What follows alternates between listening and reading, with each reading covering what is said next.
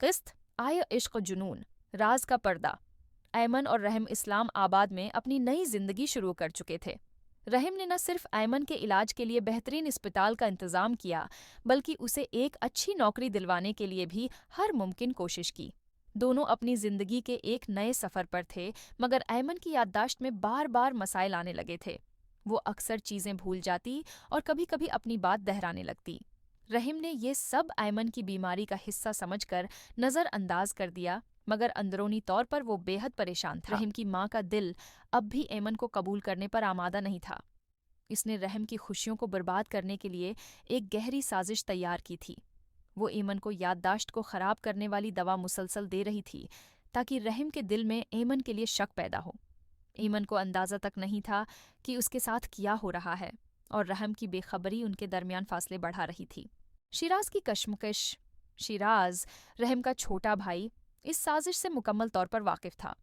وہ اپنی ماں کے اس عمل سے سخت پریشان تھا، مگر وہ جانتا تھا کہ اگر اس نے سچائی ظاہر کرنے کی کوشش کی تو ماں اسے جذباتی طور پر کمزور کر دے گی۔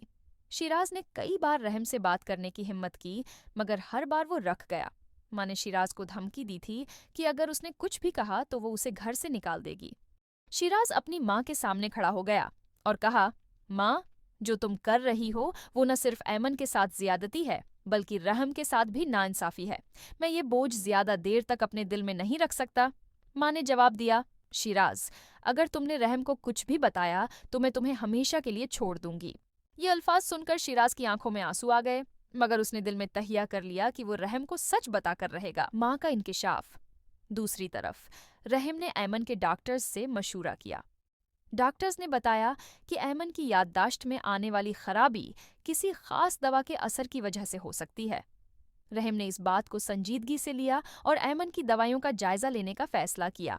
رحم کو جب حقیقت معلوم ہوئی کہ ایمن کو دی جانے والی دوائی اس کی یادداشت کو متاثر کر رہی ہے تو وہ فوراً اپنی ماں کے پاس پہنچا۔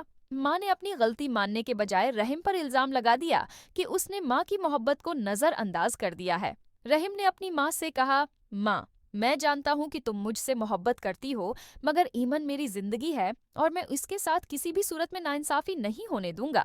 ماں کے الفاظ رحم کے دل پر گہرے زخم لگا رہے تھے، مگر اس نے ایمن کے لیے اپنے دل کی محبت کو برقرار رکھا۔ شیراز کا سچ۔ شیراز نے آخرکار رحم سے ملاقات کی اور اسے سب کچھ بتا دیا۔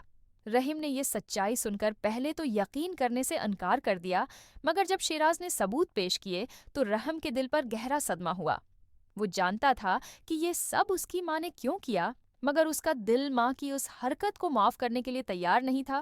رحم نے ایمن کے ساتھ ایک نئی زندگی شروع کرنے کا فیصلہ کیا۔ اس نے اپنی ماں سے کہا، ماں، میں آپ کی عزت کرتا ہوں، مگر میری ذمہ داری ایمن کے ساتھ ہے۔ میں اسے کبھی چھوڑ نہیں سکتا۔ ماں کے لیے یہ الفاظ ناقابل برداشت تھے، مگر رحم نے اپنے دل کی بات کہنے میں کوئی جھجک محسوس نہیں کی۔ نیا موڑ۔ رحم اور ایمن نے اسلام آباد میں ایک الگ گھر لے لیا تاکہ وہ اپنی زندگی سکون کے ساتھ گزار سکیں۔